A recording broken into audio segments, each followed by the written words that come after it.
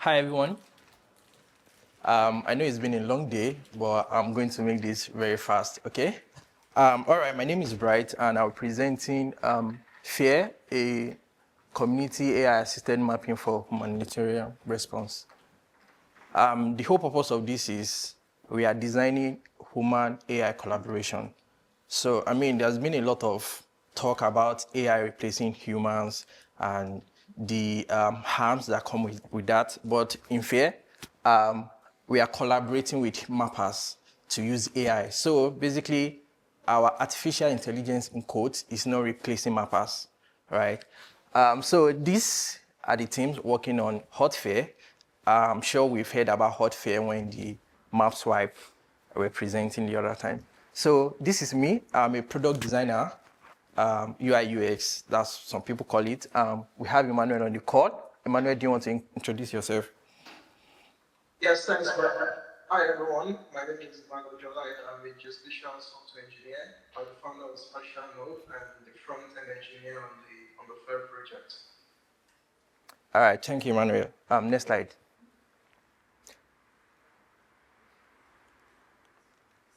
All right, so why humanitarian mapping matters? I'm sure we are all familiar using maps and what maps can do. But during these disasters, map guide needs map to, sort of know what's happening where and how to respond to disasters. But there's a problem. Getting these data, some of them are missing, some of them are not accurate. And volunteer mapping these areas, the work can be slow and it can be a lot. So that's a problem. Next slide, Manuel. So this is where fAIr comes in. The AI in fAIr is simply artificial intelligence. So fAIr is an open AI-assisted mapping service built by HOT. HOT is Humanitarian Open Map Street Team.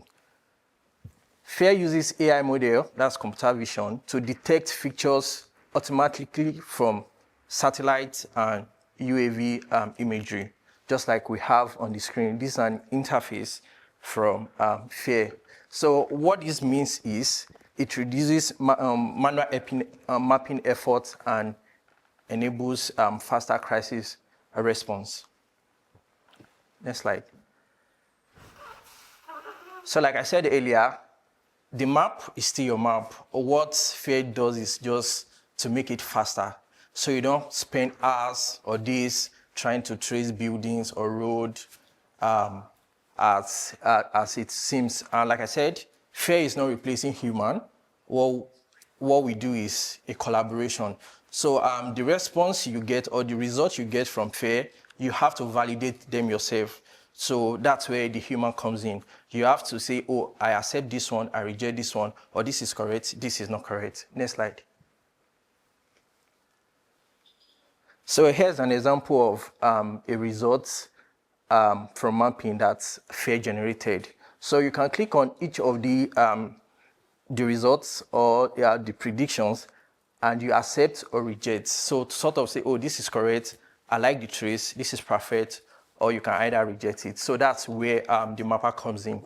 And we have the legend towards the bottom that shows the ones you've rejected, the ones you've accepted, and the ones that have not been accepted or rejected. Next slide. So let's talk about our journey so far. In 2014, we did a lot of revamp as it comes to the user interface and user experience of fAIR. Let's say we did a lot of makeover. And for the user experience, we sort of simplify the onboarding process for new users. We simplify the model creation flow. If we are familiar with AI or machine learning, you have to train your model. So users can train their model on fAIR. It's quite easy, straightforward, and also for the navigation, we've improved that. For the mapping area, it was smaller before. We sort of make it wider so users can see exactly what's going on. For the features we have, as at 2014, you can create a model, you can run prediction, that's mapping for the AI to generate result for you. We have feedbacks where you give the model feedback, oh, this was not done accurately, and you can sort of retrain the model. And we have results download. So the result that's generated from fAIr, you can download the result and use it. You can download this as a GeoJSON file and use it however you want. Next slide. So this is just a before and after. Before 2014, this is what we have for fAIr landing page. And at the right side, that's what we have the new landing page that sort of show our metrics and the likes. Next slide. This is just an interface showing the old models page and the new one. Next slide. And also we have an interface that shows the flow, how you create a model. Very simple, intuitive, and straightforward. Next slide. So in 2015, this year, so we've added a new features to fAIr.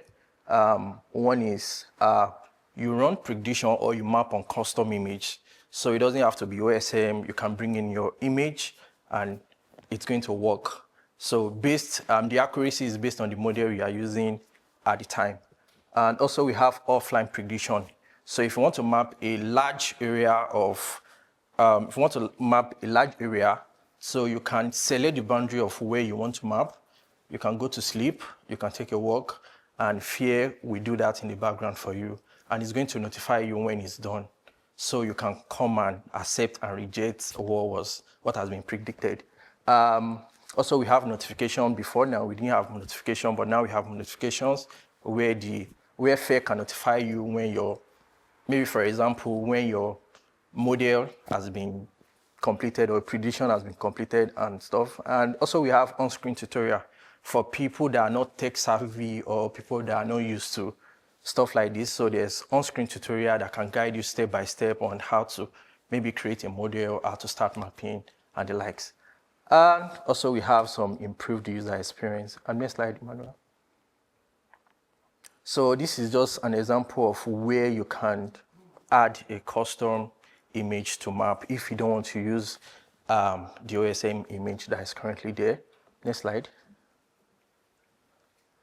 This is where you draw a boundary of maybe a large area of the map where you want to map offline, that you want fAIr to do for you while you are away.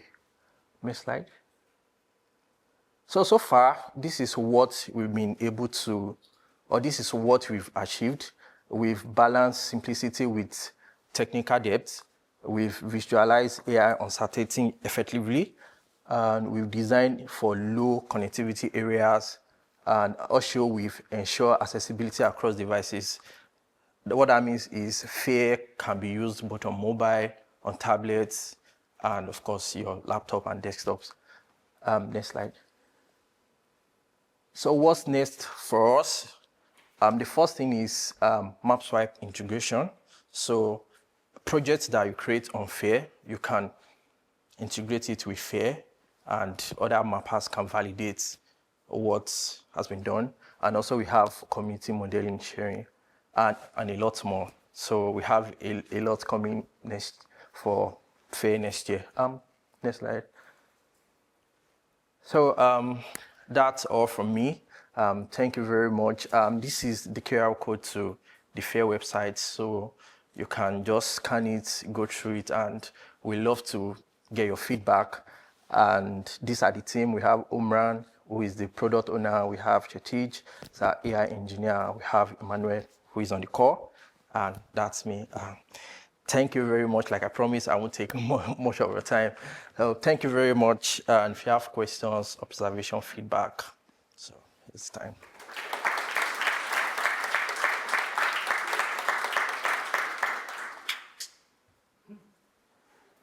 Emmanuel's raised his hand. Go ahead. I just wanted to correct that 2025, or it started in 2024 and not 2014, and this is 2025. So that was Yeah. Yeah, thank you very much. Thank you. All right, thank you. Thanks. All right, go ahead. I'll just start by clarifying. If I understand correctly, any individual can make their own model using that. Yes. Yes, you can create your own model. You can use the existing models, anyone you want. Quick question. Can you explain how the human in the loop works? I saw that human in the loop is also there. So could you please explain how that works? Okay, so people getting scared about AI replacing humans, like the mouse pipe lady explained the other time. What if we don't want to eradicate mappers, especially the beginners, and we want them to have like an experience of how to do this? If we have AI doing some of this stuff, then we don't need them anymore. So where the human comes in this is all the predictions you have that is being generated by fAIr, you have to be the one to manually accept them. If this is correct, if this is not correct, the AI will not do that for you. So the AI needs you to manually say, oh, this prediction is correct or is not correct.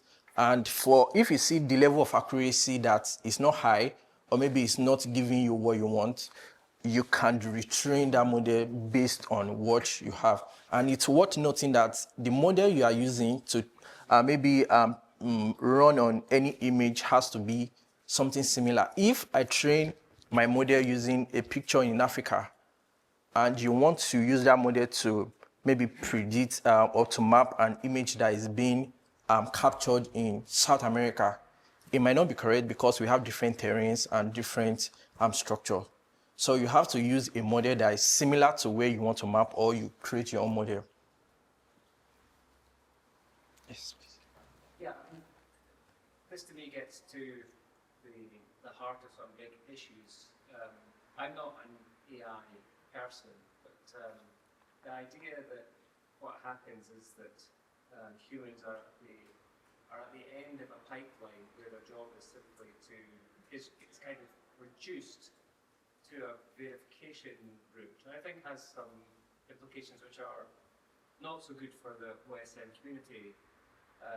So there's a question about making maps better, but there's also a question about making the mapping experience for people in the community better as well, which I think is really important to try to keep in the development of the intersection of AI with what's been happening, so that people feel that they're still getting something from their involvement.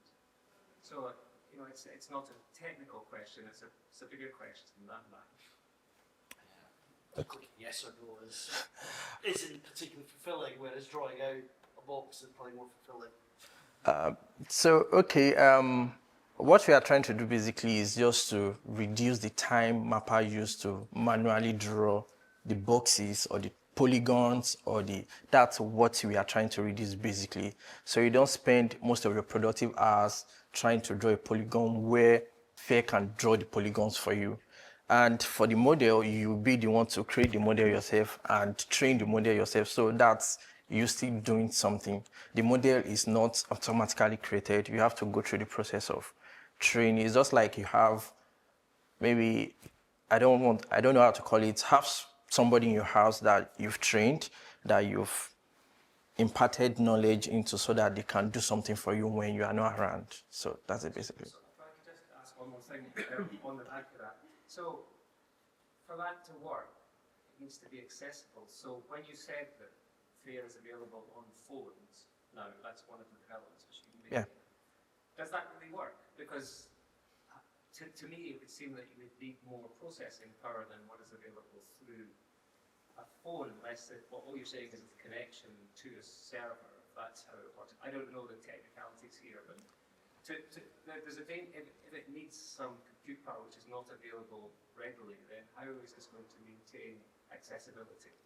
All right, so the experience is a lot better when you use it on a desktop, but there are still a lot of things you can do while using your mobile. So maybe if you go through the last slide, you can scan the QR code and try it on your mobile and see if the experience works very good for you. And we'd love to have your feedback on that as well. Any more questions? All right. I'd just like to ask as well, where and how is the model stored? Is that locally on your own device when you generate a model? No. Emmanuel, do you want to give more clarity on that? So the question is, where are the models stored or saved? Yeah, that's a good question. So the models are currently stored on the servers, the old servers, probably S3. But the idea of fAIr is we have some base models that we are using. We have YOLO, the popular base models. We have RAM, they're very good at detecting buildings. And then what we are trying to do basically is now we have a base model, which is very good. So if you want to detect buildings in South Africa, then we retrain the model for South Africa, or like a local model for that area that is going to learn the patterns of that area, which can then be used to make inference later. And all these, the results of that process is definitely stored on the back end. And then we have an idea we are also going to be working on in the coming year, which is because the base model we have is currently ours, stored on our system. Now we want users in the coming year to bring their own model weights. So that's a community model sharing. Think of it like an organ face for geospatial models. Bring your model weights that you've trained on everything, upload it to fAIr, and run inference straight up as easy as that, without you needing to start creating your own custom interface, finding imageries to use. Just bring your model weights, plug in OAM, open area map imagery, and then, or even your custom tile service, and then you can run inference on it, download your results, or open it in JOSIM. If time permits, you could do maybe a bit of demo because you can actually open the predictions in JOSIM for further and additional validation apart from downloading it. And then at the point of training as well, you can open the bounding box in the ID editor. For instance, I have to make this clear. We are using OSM boundaries or boxes or polygons for the training process. So which means if your area of interest does not have existing shapes that has been drawn on OSM, you have to open it on OSM, just draw a little bit, just so the model can learn about your area, right? And then you can now continue with the model creation. But the model itself is a base model that we have. We are just fine-tuning it for your area of interest as of now. And of course, all these are stored on Amazon S3, I presume. And then the results are stored in the database as well. But I hope that answers the question. Yeah, thank you, Manuel. Yeah, if you're using relatively new mappers to do your validation, how are you developing their own skills, their own mental models to understand that the images that fAIr is just creating for them are actually legitimate? I didn't get that. Can you come again? Sorry? Can you come again? Can you repeat the question? Validation needs good mental models of the data that's being mapped. If you're taking the mappers away from doing the mapping work and making them purely validators of the decisions that the AI is making, how much missing opportunity are they getting to develop their own mental models of what is correct? If they're not mapping, how do they understand? Yeah, how do they learn themselves? How do new mappers learn the basics? All right. So, like I said earlier, what fAIr is doing basically is just to reduce the mapping time. Emmanuel, please go ahead. No, absolutely. All right. So, it's not like they don't have the experience at all or they don't have the basic knowledge. What fAIr is just doing is helping them to make the whole mapping process faster. So most users that are coming on fAIr are already, they already have a base knowledge of what mapping is and how to go about mapping. So fAIr is just an amplifier to help them speed up the time they use in mapping. But most times they are already mappers, already good with the basics already. Mapping is not just about speed, but about practicality also. Yes. In practice, this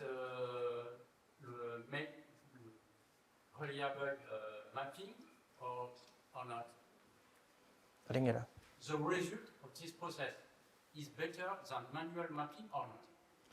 Yes, it is.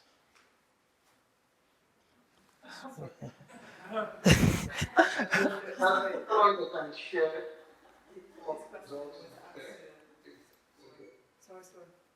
Your question was answered by research was done by a person from Slovakia, and presented the results at Manila.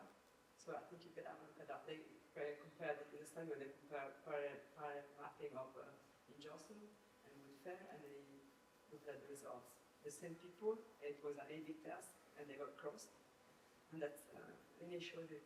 The result is that automatic mapping is better? It's a yes or no. Depends on what type of population you've got, how experienced they are, or how experienced.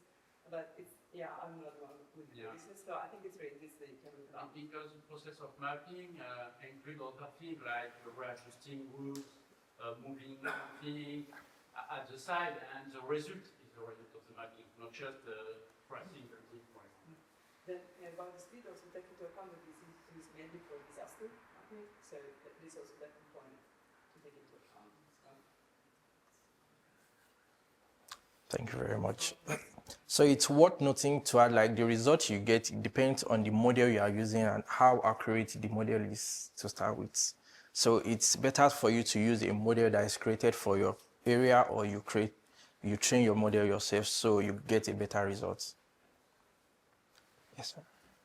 Yes, experience has taught us that AI-generated building footprints are far better in the countryside and fall down completely when it gets into large cities and towns.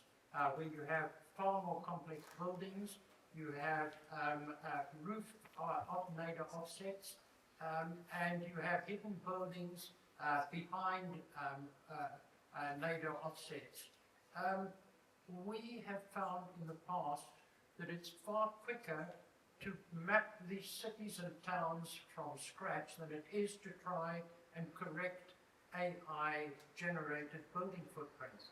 And my question is, and I think the validators here are also interested in the answer, when we give feedback to mappers who are making these errors, that helps them to improve their mapping. Can we give feedback to the AI to tell them what it's doing wrong, and will it learn from this? Yes, certainly. So I wish maybe Emmanuel can do a demo. So for every prediction you are rejecting, there's a feedback there to tell the AI what's going wrong. And once you put in that feedback, you can retrain the model to say, this is not what it is. So then it learns from that, and in subsequent mapping, it's adjusted. Thank you. That's a big improvement on past models where the feedback can't be given. The program has to be rewritten. So in actual fact, these were not artificial intelligence. They were just programs written by humans that were repeating the same mistakes over and over again. So your model will actually learn from the mistakes that have been corrected. Yes. So you drop the feedback, you go ahead, retrain the model, then it learns. That's why we say human is always in fAIr, in the loop of fAIr. So they work hand in hand. Yes. I think. Okay. One thing never not discussed in general is what you could also always do is to have the AI giving the feedback to the human for their own mapping. That's actually something that's a lot of times forgotten. You could just have a mapper map something and then give this to the AI, and then say, okay, this is actually compared to the AI good or bad. So you could actually use the AI to validate instead of using the human to validate. Something that sometimes can be actually also be very interesting just as a feedback idea. All right. Thank you. We'll look into that. Thank you very much. I think one last question and we are done. I'm just curious about filtering the training data to create a model. So as an example, let's say I wanted to create a model based on my own mapping in a particular region. I heard you talking about some bounding boxes before of existing data that was in there that you used to train the model. Is it possible to do something like train a model based on contributions from specific users or something like this? Emmanuel, do you get the question?